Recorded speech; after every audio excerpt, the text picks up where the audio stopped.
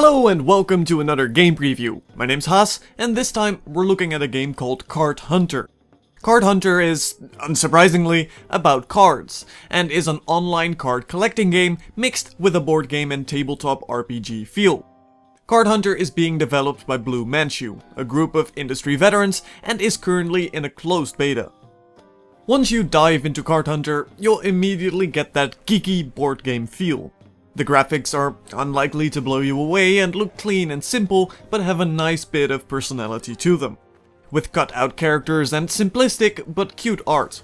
The board itself is very plain, a little too plain I feel, with obstacles and squares that could be represented in a bit more interesting and more practical fashion, if they were cut out, much like the characters, instead of simply being a purely flat surface. As line of sight is hugely important, it would be nice if a pillar would actually be represented as a pillar, instead of simply as a rock-like image on a board. But that aside, Card Hunter is appealing to look at and has plenty of character. The campaign then adds even more to that geeky tabletop feel by having a dungeon master that narrates all the encounters with written dialogue, which are divided into modules, with each their own meaningless but likable little stories and varied enemies. It all starts with your own party of 3, and there is actually a ton of customization to be found here.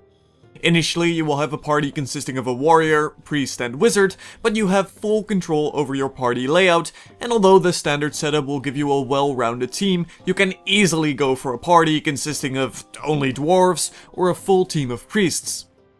There's currently 3 types of races: elves, humans, and dwarves, and these will give you small differences in skills, with dwarves mostly gaining defensive and resilient skills, elves granting you more movement abilities, and humans often end up with more party-based or utility-based cards.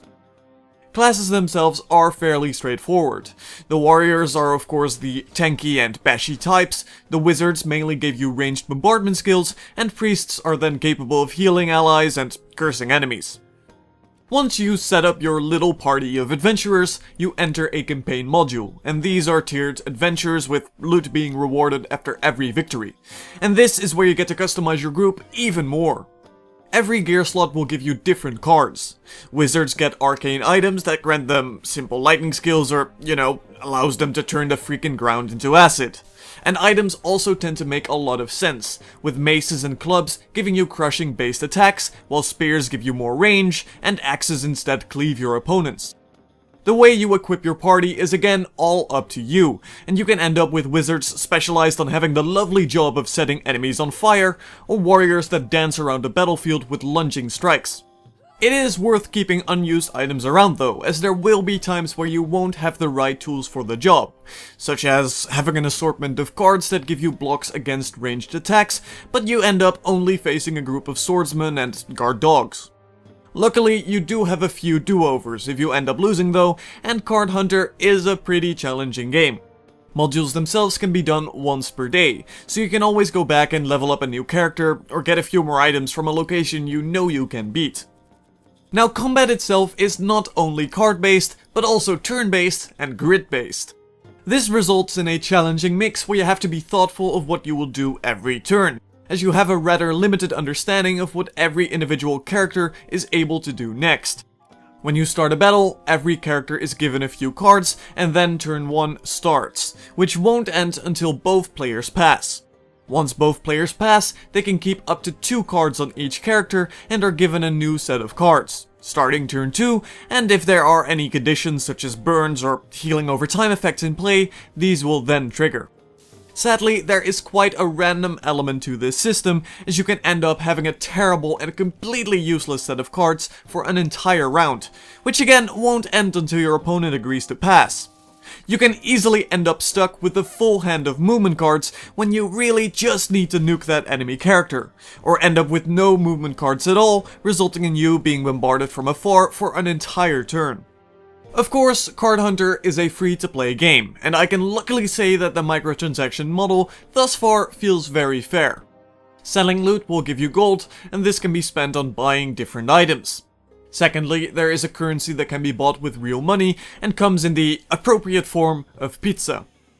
Luckily, quite a bit of pizza currency is given to you for free, so you can get your hands on all the basics and can get a fully decked out multiplayer set of characters without actually ever paying.